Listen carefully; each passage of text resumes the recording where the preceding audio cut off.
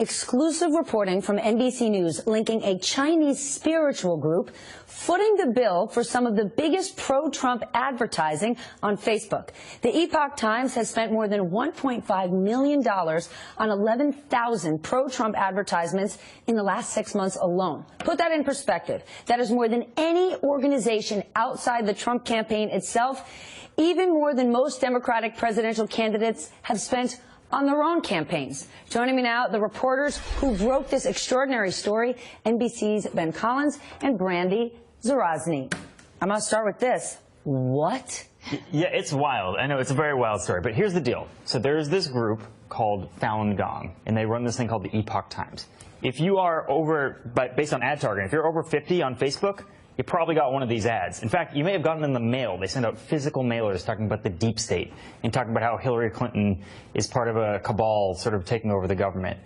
They are, I would say, pretty much everywhere. And their end goal of the spiritual group is to bring about a judgment day that will pit communists and communists to hell and anyone who's sympathetic to them to heaven. And they think that Donald Trump is the guy helping bring that up. What's interesting about this, too, is that in the age of Trump, you know, we have seen grifters pop up everywhere. So what's interesting about this is that it looks like grifters with this kind of money? Well, this is the thing. So it looks like a regular conservative outlet because it just keeps getting crazier and crazier, the regular conservative ecosystem. But when you look behind it, you see it's nonprofit. So the Falun Gong has several media arms. One is the Epoch Times, which is this. One is NDTV, which is their television production company, which they make tons of weird interviews and they do YouTube shows. And then the other is Shen Yun, which if you've ever been anywhere, you've seen these ubiquitous advertisements for a dance troupe that looks like a traditional. Yes, this is actually aligned with them as well. So that's their media arm,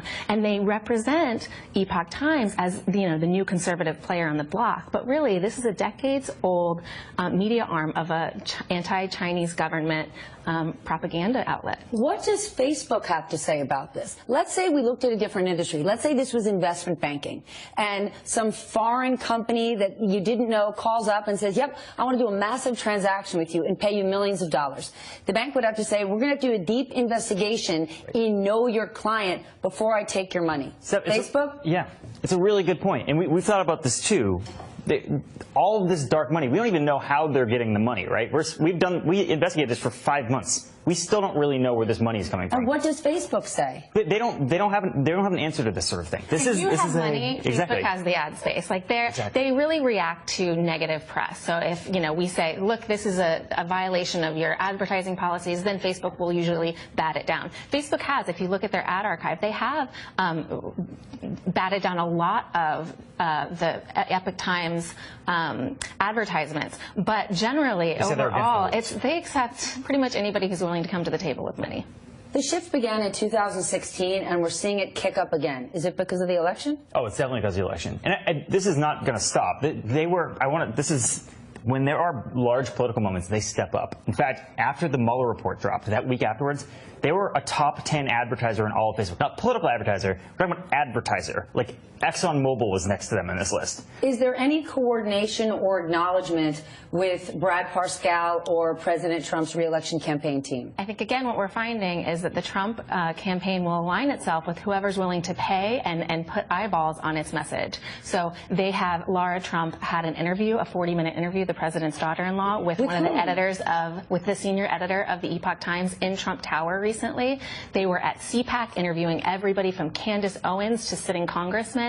They are a big player on the block now, and nobody knows what's behind them. Yeah, the president's Facebook page shared their content 6 times. Donald Trump Jr. shared them a couple times as well. So they are ingrained in that campaign. They're trying to ingratiate themselves into it. We'll see if that's actually what happens. You spoke to former reporters there. What did they tell you?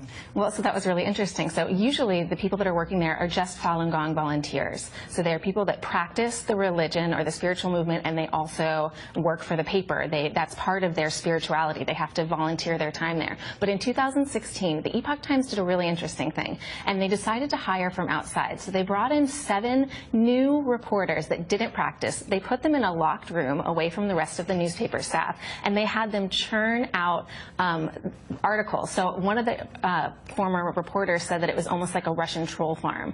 So That's what's happening behind the scenes here. I'm so curious about what their tactic is for 2020. 抖音